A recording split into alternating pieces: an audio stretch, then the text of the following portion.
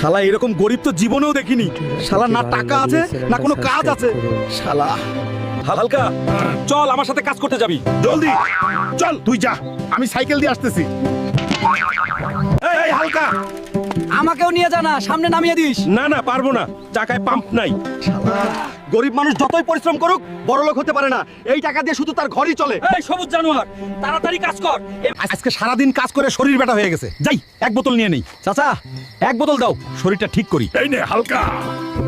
আজকেও তুই তোর মদ খেয়ে আসছিস। বাড়িতে চাল নাই কিন্তু তোর কাছে মদ খাওয়ার টাকা থাকে। আমি আজকেই চলে যাব। তুই সারা জীবন এইভাবেই থাকবি। গরিব মানুষের কোনো জায়গায় সম্মান নাই, না বাইরে না ঘরে। এইটা কি হালকু? যাই কোনো একটা জায়গায় বসে দেখি কি আছে এখানে। ওহ ভাই, এটা কি এতগুলো টাকা? তুই তো মালামাল হয়ে গেলি হালকা।